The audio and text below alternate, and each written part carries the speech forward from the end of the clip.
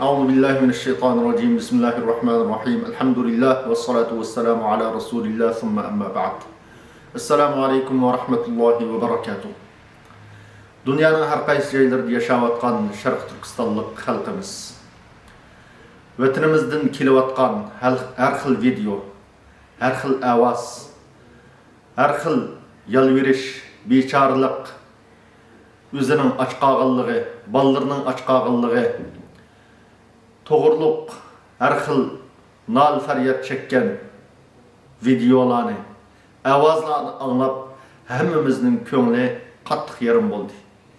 Yüreklerimiz açıktın boğan kanı toldu. Hemmimizninki bu zulümni qutquzish uchun qo'limizdan nemish keladi o, nima ish qila olamiz, nima ish qilishimiz kerak edi deb bu haqlarda har xil munozirlar, har xil fikrlar, har xil paranglashishlar xalqimiz ichida bo'layotdi. Mush yaqindan beri mush bo'layotgan zulmning texmi shekildan oshganligi, haddirin oshganligi sababidan dunyoning har qaysi joylarida Sharq Turkiston xalqininki bu zulmini insoniyatga bildirish, davlatlarga bildirish uchun har xil faoliyatlarni xalqimiz qildi. Namoyish qilganlar bo'ldi va boshqa ziyoratlarda bo'lganlar bo'ldi. Bütün dunyoga bu zulmni anlatish uchun kuchganlar bo'ldi. Allah subhanahu va taolo hammanglardan rozi bo'lsin. Hammanglarninki olgan qadamlarini texmo mustahkam qilsin. Buningdan keyin zot bu zulmni tipiltizdan yo'qotish uchun hammamizni o'rtaq bir nishon, o'rtaq bir g'oyada hamkorlik ishida xizmat qilishga Allah muyassar qilsin. Zulüm çekidini açtı. Halkımız ağır kunlarda qelyapti. Hatta bugün ölüp ketkenlik muş açlıkның sebebinden, taqalganlık sebebinden hech qanday bir sirtqi chiqish yoki hatta ağrıp qalgan adamның doktorxonaga berish imkoniyatinin bo'lmaganligi tufaylidan ölüp ketken xabarlarmi kelyapti. Şunun için Şarkı Türkistanlık, chet elde yaşaydigan her bir Şarkı Türkistanlıkның mas'uliyeti, her bir adam özünün qo'lidan nima ish kelsa bunu qilish kerak. Yana hech bo'lmagandek yurish, beparvolik bilan yashash, xohlagan ishni qilib hayot bilan bo'lib ketish, vatandagi zulmni unutish yoki unutmagan taqdirda bu zulmga qarshi hech qanday harakat qilmaslik bu ağır bir xiyonet bugünkü kunda. Şunun için biz dünyanın her qaysi joylaridagi xalqimizdan cho'qim mush zulm qarshi o'zining bir kishilik hassini qo'shishni umid qilamiz, talab qilamiz. Nima ish qila olsa shuni qilishni talab qilamiz. Mush qilish tegishlik ishlarning qatoridan, muhim ishlarning qatoridan mushundaq zulm oshgan İğir künge musulmonlar qalgan xalqimiz qalgan vaqtda qilishga tegishlik muhim ishlarning biri nima desa, biz Allohga yalverish, duo qilish bu muhim qilishga tegishlik ishlarning biri. Shuning uchun biz İstanbuldagi xalqimizni ata, ya'ni shanba kuni kechda xutban namozdan keyin Fatih jamiyasiga yig'ilib aşağıda vitrni şu yerda o'qib, umumiy jamoat bo'lgan holatda bir duo qilish faoliyatini o'rinlashtirdik. Mushaga qatnashishni talab qilamiz, hammanglarni chaqirib qilamiz. Alloh subhanahu va taolo aşağıda yig'ilgan musulmonlarning ishidan Allohga yaqin, taqvodor, qalbi iymon nuri bilan to'lgan bir odamning sababidan duolarimizni ijobat qilib qolsa ajab emas. Çokum Allah subhanahu ve taala duayımızı icabet kılıdı degan ishonchi bilan qilamiz. Mushundaq dualarni inşallah pat-pat qilib turishimiz kerak. Namoyishni qilishimiz kerak. Har qanday qarshilik faoliyatlarini qilishimiz kerak. Bularningki natijasini insonlar ko'rdi. İnsanlar bu dard egillarininki nal faryatlarini his qildi. Lekin ma dualarimiz şu desa Allah'a yalvarışlarımızın çoğu ise Allah'ın bütün kainatını yaratkan, bütün kainattaki her kandak iş Allah'ın buyruğu bilen toxtaydıgan hem toxtalaydıgan bütün kainatının ilgisi Allah'a yalvarış. Allah'a yeliniş. Allah subhanahu ve ta'aladan soraş. Alimlarning biri şundak degen. Sen qalbi kaçan bula? Kaçan qalbi qilamiz? Kaçan nusratga erishamiz? Kaçan vatanimizni mustaqil qilamiz? Deb bu savolni jiqsoma. Chunki g'alba bütün kainatning egisi bo'lgan Allah subhanahu ve ta'alaninki kun fayakun degan so'zi bilan bo'ludi. Cho'qim qalbi bo'ludi. Lekin muhimi nima desa, sen batıl bilan haq o'ttirisida o'zining maydoni ne? Mushini belgiligin degan.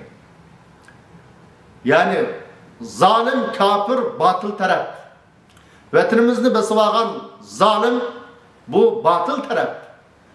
Haq taraf qaysi desa, şu zalimden vatanini azat qilish uchun tirishayotgan, kuch chiqarayotgan, qo'ldan kelayotgan, kaginlik qilayotgan xalqimiz bular haq egillari. Yani bu yerdagi meydan nima bo'lishi kerak desa, her bir Sharq Turkistonlik o'zini haq egillari basabti qo'yish kerakmi? Haq egillari bilan birga bo'lish kerakmi? Yani nima bo'lish kerak desa, albatta haq egillari bilan cho haq talab qilayotganlar bilan bir maydonda bir sabti bo'lish her bir musulmonning majburiyati, mas'uliyati. Shuning uchun biz xalqimizdan dunyoning har qaysi joylarida, xususan O'rta Osiyoda nurg'un siyosiy faoliyat qilg'ini bo'lmaydi. Namoyish qilg'ini bo'lmaydi. Lekin u yerda mucho yig'ilib duo qilish mumkin. Allohga yalvirish mumkin. Masjidlarda bo'lsin, mayli zallarda bo'lsin, yig'ilib faoliyat qilish mumkin. Ashundaq bo'lg'achqa O'rta Osiyoda nurg'unlagan, necha yuz minglagan Sharq Turkistonlik xalqimiz O'rta Osiyoda bor. Shu yerdagi qarindoshlarimizdan, shu yerdagi musulmonlardan, shu yerning sharoitida nima ishni qila olsa, shuni qilishni umid qilamiz, talab qilamiz. Cho'qim duo qilish mumkin, yig'ilish mumkin. Bu Sharq Turkistondagi zulmni to'xtatish uchun nima ish qila olaman deb fikrlashish mumkin, maslahat qilishish mumkin. Shuning uchun u yerdagi xalqimizningki cho'qim imkoniyat bo'lsa, haftada bir aqatimmi bo'lsa yig'ilib, jamoat bo'lib Allah subhanahu va taologa yalvirib, yelinib Sharq Turkistondagi bu zulmni ko'tarib o'tish uchun, Sharq Turkistondagi bu zulmdan xalqni qutqizish uchun, hamkorlash uchun alohida kuch chiqarishini umid qilamiz, talab qilamiz. Dunyoning har qaysi joylaridagi Sharq Turkistonlik xalq qarindoshlarimizdan namoyish qildiganlar namoyish qilish, norozilik bildirish, yig'ilib duo qilish, ya'ni qo'ldan nima ish kelsa, shu qo'ldan kelgan ishni qilishga tirishchanlik qila olsak, haqiqiy kuch chiqara olsak, bizning qo'limizdan hozir kelmagan ishlarga keyin qilishga fursat tug'iladi. Baka etish bilan, beparvolik bilan, hech bilan karvonmay yurish bilan yo'g'on ishga fursat tug'ilmaydi. Çoğun işqi bo'lgan fursat, azatlıqı bo'lgan fursat, qo'ldan kelgan tirishchanlikni qilish bilan ondan maydonga kiradi, ondan vujudga chiqadi. Shuning uchun bundaq vaqtlarda zolimga duo qilish bizning dinimizda bormi desa, albatta bor. Payg'ambarimiz sollallohu alayhi va sallam 70 qari xiyonat qilinib o'ltirilgan vaqtda 5 vaqt namazda duo qilgan. Her namazda duo qilgan. Her namazda aş o'ltirgan qotillarga Allohdan la'nat o'qib duo qilgan. Mekkada qolib qolgan ojiz musulmonlarning qutulish uchun to'xtamay duo qilgan. Ular oxiri qutulib kelgandan keyin ondan u duodan to'xtagan. Bizning Sharq Turkistonda nurg'un qorilarimiz, olimlarimiz, ot-singillarimiz o'ltirildi. Nurg'unlari bugunga qadar turmalarda yetib. Shuning uchun biz qat'iy bu masalaga sal qarmaylik. Bizning xalqimizning ishida duodan nima keladi deydigan ba'zi qarindoshlarimiz bor. Bunda davet Allah çokum biz imanımızı bir yenilaylı. Allah'a boğan işencimizni yenilaylı. Çokum müminin ki muhim kuralı dua. Peygamberimiz sallallahu aleyhi ve sellem "Ed-du'a silahul mümin." Dua kılış müminin kuralı diyen. Tabi halda uruş meydanlarda, cihat meydanlarda mı Peygamberimiz çoğu sahabeler uruş kılvassa yani bir taraftan çoğu Allah'ın yardım taraf dua kıygan. Şunun için biz her kandak yaxşılıkka sel karsak bulmaydı. La tahkiranna minel ma'rufi şey'a dedi Peygamberimiz. Sen her kandak yaxşılıkını küçük sanama, onu hakir sanama, tüven köme dedi. Şunun için namaz kılış bir yaxşılık, zalim karşı bir sözünü kılış yaxşılık, zalim karşı lihsiya sözleş yaxşılık, bir nas yeziş yaxşılık, dua kılış yaxşılık, guvalık biriş yaxşılık.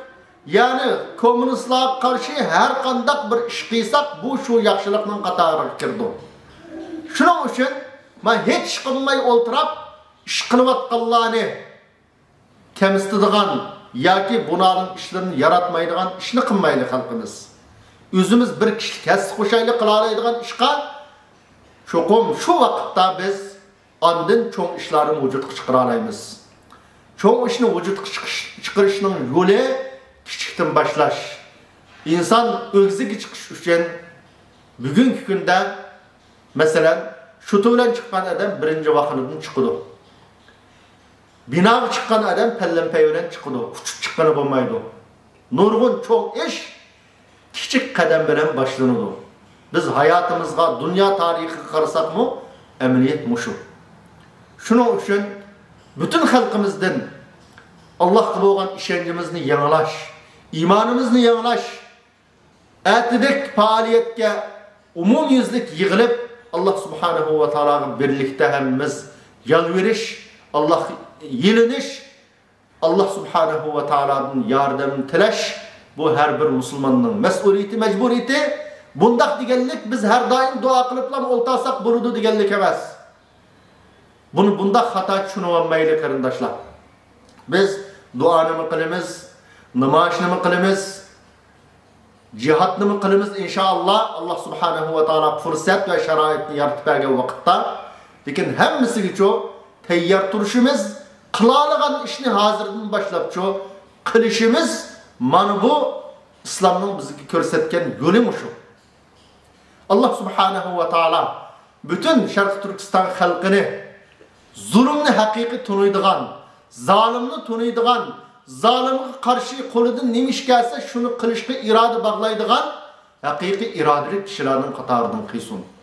Dünyanın her kayış yayınlarda yüzünü ben Şarkı Türkistanlık dep tunusu mu? Lekin hazır kadar zalim karta bir kız gep kılmavatkan, zalim karşı meydanını bikitmegen, zalim karşı pozisiya tutmagan bu halkımızga insaf ata qilsin. Ularga zalimni tunuydigan aql idrak ata qilsin. Mazlumga yordam berishga iroda bog'laydigan iymon, sog'lom tushuncha ata qilsin. Hammamizni mushu zalim qarshi turish yo'lida yashashga, zalim qarshi turish yo'lida yurishga, shahodatga erishishga Allah subhanahu va taala nisb qilsin. Vassalamu alaykum va rahmatullohi va barakatuh.